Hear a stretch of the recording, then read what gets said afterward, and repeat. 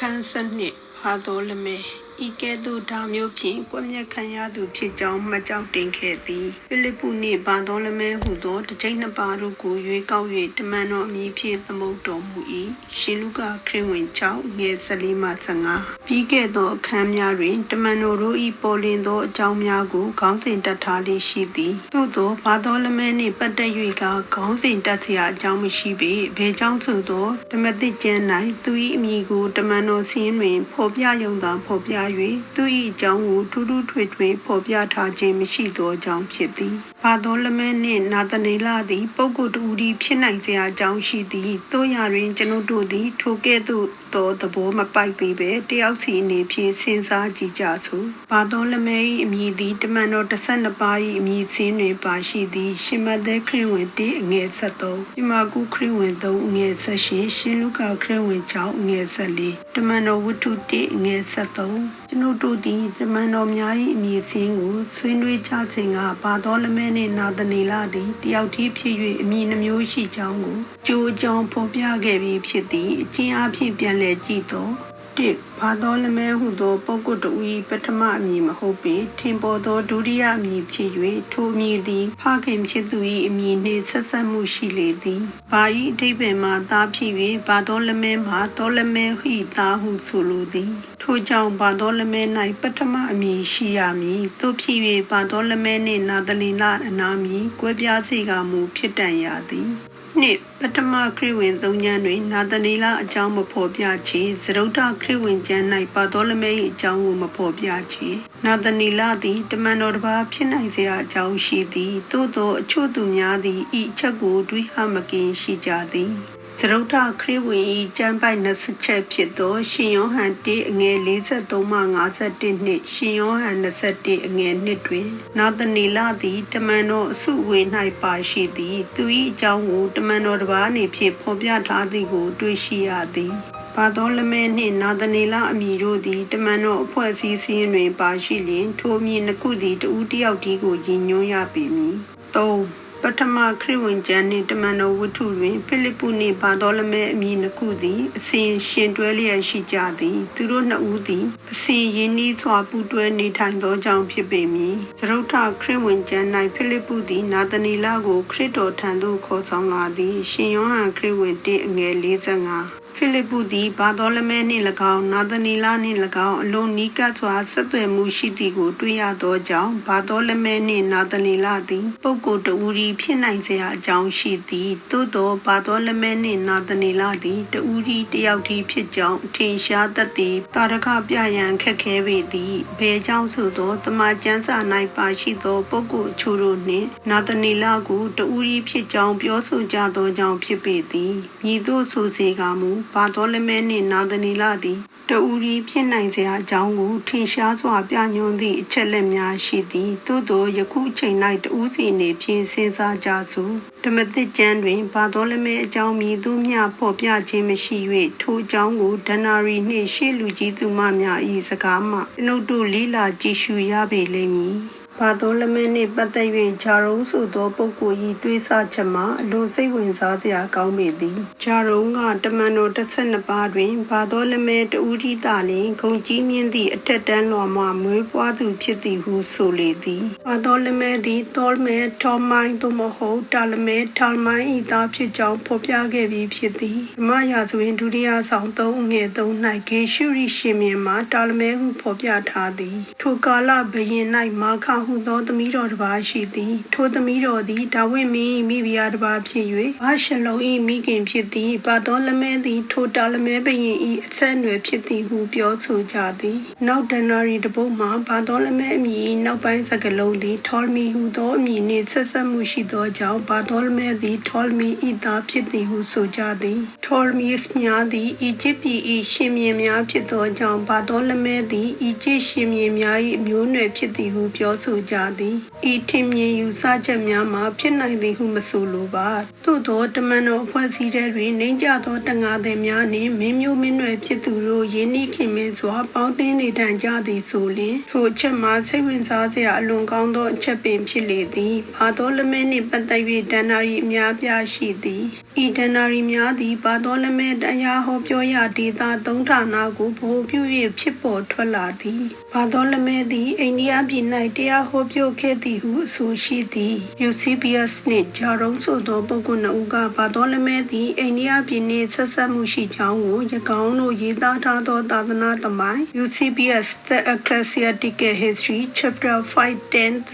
ဂျာရုံး Concerning Illustrious Man 36 ၌ဖော်ပြထားသည် Alexandria မှသဘော၏ပညာရှိ Stoic Philosopher Pantinax ဆိုသူသည်ခရစ်ယာန်အယူဝါဒသို့ပြောင်းလဲသွားသည်သူသည်ဝေးလံသောအိန္ဒိယပြည်သို့တရားတော်ရောက်ဟောပြောသောအခါအိန္ဒိယပြည်သားအချို့သည်ခရစ်ယာန်များဖြစ်နေနှင့်ကြ၍သူတို့တွင်ဟေဗြဲဘာသာဖြင့်ရေးသားသောရှင်းမသက်ခရစ်ဝင်ကျမ်းရှိသည်ကိုတွေ့ရကြောင်းတမန်တော်တစ်ပါးဖြစ်သူဘာသောလမဲသည်အိန္ဒိယလူမျိုးများအားတရားဟောပြော၍သူတို့ထံတွင်ဟေဗြဲဘာသာဖြင့်ရေးသားသောရှင်းမသက်ခရစ်ဝင်ကျမ်းထားရှိသည်ကိုတွေ့ရှိရကြောင်းဖော်ပြထားသည်ဝမ်းမြောက်ဖွယ်ရာဧဝံဂေလိတရားတော်ကိုအိန္ဒိယပြည်၌ဘာသောလမဲဟောပြောသည်ဟုသောအချက်ကိုယုံကြည်လို့တော်လဲတန်တရားကင်းရှင်းစွာယုံကြည်ရန်မဖြစ်နိုင်ပေဖရီဂျီယာပြည်၌လည်းဘာသောလမဲသည်ကယ်တင်ခြင်းတရားကိုဟောပြောသည်ဟုအဆိုရှိသည်ဖိလိပ္ပုဝတ္ထု Acts of Philip ၌ဖိလိပ္ပုနှင့်ဘာသောလမဲသည်ဟီရာပိုလစ်အရပ်၌တရားကိုဟောပြောတည်ခံကြသောအခါဖိလိပ္ပု၏ပေါင်ကိုတန်ကြုံဖြင့်ထိုးပေါက်ပြီးဇောက်ထိုးထား၍မာတုရအဖြစ်နှင့်အသက်ခံရသည်ကိုယခင်အခန်းများ၌ဖော်ပြခဲ့သည်ဘာသောလမဲသည်ဖိလိပ္ပုနှင့်အတူတရားတော်ရောက်ဟောပြောတော်လဲဖိလိပ္ပုကဲ့သို့မာတုရအနေဖြင့်အသက်မခံရသောကြောင့်အခြားဒေသသို့သွား၍တရားကိုဆက်လက်ဟောပြောခဲ့သည်ဟုယူဆနိုင်သည်ဘာသောလမဲသည်အာမေးနီးယားပြည်သို့လည်းသွားရောက်၍ဟောပြောသက်သေခံသည်ဟုပြောဆိုကြသည်အာမေးနီးယားအသင်းတော်ကိုဘာသောလမဲစတင်တည်ထောင်သည်ဟုအဆိုရှိသည်အယ်ဘာနာယခုဒါဗန်မှုခေါ်သောမြို့၌ဘာသောလမဲသည်မာတုရအဖြစ်နှင့်အသက်ဆုံးရှုံးခဲ့သည်ဟုပြောစမှတ်ရှိသည် FDR ဆိုသူရေးသားသောတမန်တော်များသမိုင်းတွင်ဘာသောလမဲမာတုရအနေဖြင့်သက်ခံရခြင်းအကြောင်းကိုဖော်ပြထားသည်သေဆုံးသည့်အရက်မှာအိန္ဒိယပြည်ဖြစ်သည်ဟုဆိုသည်အခြားစိတ်ဝင်စားဖွယ်ရာရေးသားဖော်ပြချက်များမှာအောက်ပါအတိုင်းဖြစ်လေသည်ဘာသောလမဲ၏သပင်သည်နှက်၍ကောက်ကွေးပြီးနရွက်ကိုဖုံးနေသည်သူ၏အသားရည်မှာဖြူသည်မျက်လုံးကျယ်ပြီးနှာခေါင်းကြီးသည်သူ၏မုတ်စိတ်သည်ရှည်၍မဲပြသောအယောင်ရှိသည်အရက်မောင်းမှာအလေလက်မြဖြစ်သည်သူဝတ်သောအင်ကြီးမှာဖြူရောင်တွင်ခရမ်းရောင်အစင်းနှင့်ဖြစ်၍ကိုယုံထဲမှာဖြူရောင်ဖြစ်ပြီးတောင်းတစ်ဖက်တွင်ခရမ်းရောင်ကြောင်မြတ်ရတနာချဲ့လဲထားသည်26နှစ်တိုင်တိုင်ဤဝတ်များကိုဝတ်ဆင်ထားတော်လဲစုပ်ပြေဟောင်းနှွမ်းခြင်းမရှိချေသူ၏ခြေနှင်းသည်လည်း26နှစ်တိုင်တိုင်ခန့်ခန့်နေသည်နက်နက်အချိန်ပေါင်း100ညအချိန်ပေါင်း100ဆုတောင်းပတ္ထနာပြုသည်သူ၏အသံသည်တဘိုးခရာမှုတကဲ့သို့ဖြစ်သည်ဘုံကင်တမန်တို့သည်သူ့ကိုဆောင်ထိန်လျက်ရှိသည်သူသည်အစဉ်ပျော်ရွှင်နေသူဖြစ်၍ဘာသာစကားအလုံးကိုလည်းတက်ကြွသည်ဟုရေးသားထားသည်ဘာသောလမဲသည်ထိုရ၌အံ့ဩဖွယ်တကူလက္ခဏာများကိုပြလေသည်ဘုရင်၏သမီးတော်ယူသွနေသောယောဂကိုပျောက်ကင်းစေသည်ရှင်မြင်းကိုးကွယ်သည့်ရုပ်တုများ၌ခိုးအောင်နေသောနတ်ဆိုးများကိုနှင်ထုတ်သည်နှင်ထုတ်လိုက်သောနတ်ဆိုးများကိုလူများမျက်မြင်တွေ့ရှိကြရသည်နတ်ဆိုးသည်အသားမဲ၍မျက်နှာရှည်သည်မုတ်စိတ်ရှည်သည်သပင်သည်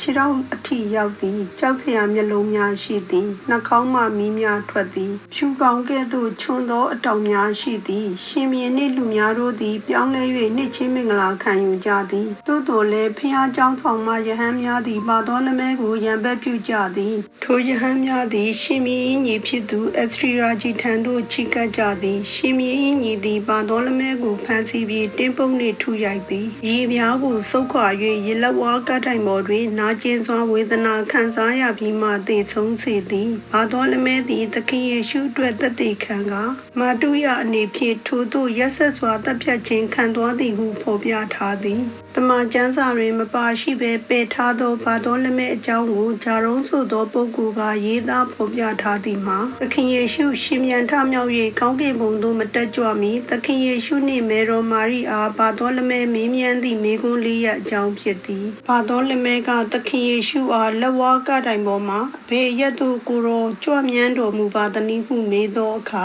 သခင်ယေရှုကကျွန်ုပ်သည်သင်မင်းနိုင်ငံသို့သွား၍သင်မင်းကိုဆုံးမသည်သူကိုမလွတ်ကင်းနိုင်သောတန်ကြိုးများဖြင့်ချီနှောင်ထားပြီးဂိုင်းချုပ်ကြီးများကိုခေါ်ဆောင်လာသည်ထို့နောက်လက်ဝါးကတိုင်ပေါ်သို့ပြန်လာသည်ဟုဖြေလေသည်ဤအချက်သည်အလွန်စိတ်ဝင်စားစရာကောင်း၍ငရဲပြည်သို့ကြွမြန်းသည်ဟုသောစကားကိုခရိယန်သာသနာ၏အစဦးပိုင်း၌ခရိယန်များအဓိပ္ပာယ်ကောက်ယူကြသောအကြောင်းတရားဖြစ်သည်ဘာတော်လမဲကတနေ့လျှင်လူဘယ်နှယောက်သေဆုံး၍ဘယ်နှယောက်မွေးဖွားပါသနည်းဟုမေးမြန်းသည်လက်ရေးစာမှုများ၌ဖြည့်ပေးထားသောကိန်းဂဏန်းများမှာတစ်ခုနှင့်တစ်ခုမတူညီကြချေမည်သို့ပင်ဖြစ်စေသိရှိရသောအဖြစ်မှာတနေ့လျှင်လူပေါင်း3000သေဆုံး၍3ယောက်သောသူသာလျှင်ဖြောင့်မတ်သောသူအဖြစ်ဖြင့်တွေ့ရှိရကြောင်းတနေ့လျှင်မွေးဖွားသူမှာ3000နှင့်တယောက်ဖြစ်ကြောင်းဖြေကြားလေသည်မေရိုမာရီဝမ်း၌ပရိသေရီဆွဲပြီးတားယောက်ျားယေရှုကိုမွေးဖွားမိကြောင်းကောင်းကင်တမန်ဂါဗီလာကညီကဲ့သို့မွတ်ကြားသည်ကိုပြောကြားရန်ဘာတော်လမဲကမေရိုမာရီကိုမေးကြသောအခါမေရိုမာရီသည်အဖြစ်ပြက်အလုံးစုံကိုဘာတော်လမဲအားပြောပြသည်ရှင်ဘာတော်လမဲအကြောင်းစာဆောင်၌စိတ်ကိုအထူးဆွဲဆောင်သောအချက်မှာအလွန်ကောင်းမြတ်သောဆုတောင်းခံဖြစ်လေသည်မေရိုမာရီသည်သူမ၏အဖြစ်ပြက်ကိုပြောမပြမီအောက်ပါတိုင်းဆုတောင်းပတ္ထနာပြုလေသည်အလွန်ကြီးမြတ်တော်မူ၍ဉာဏ်တော်အစုံဂုဏ်တော်အပေါင်းနှင့်ပြည့်စုံတော်မူပြီး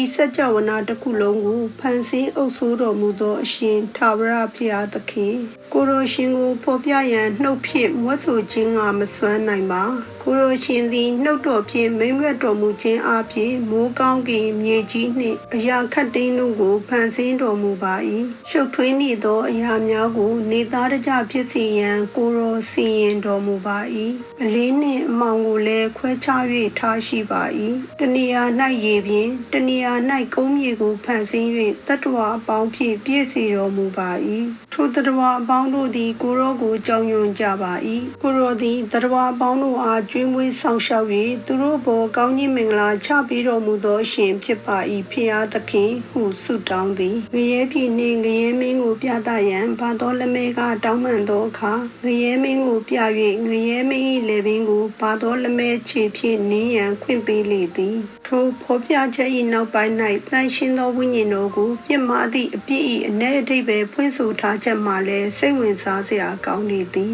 သခင်ယေရှုအားဘာတော်လမဲကအဆိုပါအဖြစ်မှအဘယ်အရာကိုဆိုလိုပါသနည်းဟုမေးမြန်းသောအခါသခင်ယေရှုကမြင့်မြတ်တန်ရှင်းတော်မူသောဖထာဝရဘုရားသခင်၏အမှုတော်ကိုဆောင်ရွက်တော်သူများအားအပြစ်ပေးရန်တရားစီရင်ဆုံးဖြတ်သူများသည်တန်ရှင်းသောဝိညာဉ်တော်ကိုပြစ်မှားတော်သူများဖြစ်ကြောင်းထိုသို့သောသူများအားမကောင်းပြောသူများသည်ပြစ်လွတ်ခြင်းခွင့်ကိုရမည်မဟုတ်ကြောင်းသခင်ယေရှုဖြေတော်မူလေသည်ဝမ်းမြောက်ဖွယ်ရာဧဝံဂေလိတရားတော်များကိုဟောပြောသက်သေခံသူများအားဆန့်ကျင်ဘက်ပြုလုပ်သူများသည်အကြီးဆုံးသောအပြစ်ဒဏ်ကိုခံရမည်ဟုဆိုလိုသည်ဘေးကိုများပြီးဆုံးသောအခါဘာတော်လမဲသည်လူသားအလုံးကိုချစ်တော်မူသောသခင်ယေရှု၏လက်တော်ကိုကင်ဆွဲ၍အောက်ပါထူးမြတ်ပြောင်မြောက်သောချီးမွမ်းစကားကိုမွတ်ဆိုလေသည်အရှင်သခင်ယေရှုဖျားသခင်ကိုတော်သည်ဘုန်းကြီးပါစေတည်းကျွန်ုပ်တို့မြင်တွေ့ခံစားရသောဆုကျေးဇူးများကိုလူခတ်သိမ်းအားကိုတော်ရှင်ပေးသနာတော်မူပါ၏ဟာလေလုယာထာဝရဘုရားသခင်၏ဂုဏ်တော်ချီးမွမ်းကြအရှင်ဖျားကိုတော်ရှင်သည်ဘုန်းကြီးပါစေတည်းကိုတော်ရှင်သည်အပြစ်သားများ၏ကယ်တင်ရှင်ဖြစ်ပေသည်ကိုတော်ရှင်သည်ဘုန်းကြီးပါစေတည်းသိခြင်းသည်ရှက်ကြောက်ဖွယ်နှိမ်နင်းခြင်းခံရပြီဖြစ်ပေသည်ကိုတော်ရှင်သည်ဘုန်းကြီးပါစေတည်းကိုတော်ရှင်သည်ဖြောင့်မတ်ခြင်းတရား၏မွန်မြတ်သောယတနာဖြစ်ပါ၏အရှင်ဖျားသခင်အားကျွန်ုပ်တို့သခြင်းဆိုပါ၏ရှင်ဘာတော်လမဲအကြောင်းစာဆောင်သည်ကြီးညိုလေးစားဖွယ်ရာဒဏ္ဍာရီတစ်ပုဒ်သာဖြစ်ပေသည်သို့တော်လည်းဤဒဏ္ဍာရီကိုရေးသားသူသည်ဖျားသခင်၏ဘုန်းတကူတော်ကိုမြင်တွေ့သောပုဂ္ဂိုလ်ဖြစ်ပေသည်ဓမ္မတိကျမ်းတွင်ဘာတော်လမဲ၏နာမည်မှတပါသူ၏အကြောင်းအရာအထုပ်ပတ်တိကိုမဖော်ပြချေသို့သောနောက်ပေါ်ဒဏ္ဍာရီများသည်အ ਨੇ ဆုံးသူ၏စိတ်ဓာတ်ကိုပေါ်လွင်စေသည်ဤပုဂ္ဂိုလ်သည်သူ၏အရှင်သခင်ကိုယဉ်နီးစွာသိရှိ၍ကိုတော်ရှင်၏တရားကိုဟောပြောသက်သေခံကသူ၏ယုံကြည်မှုအတွက်အသေးခံသွားသောပုဂ္ဂိုလ်ဖြစ်ပေသည်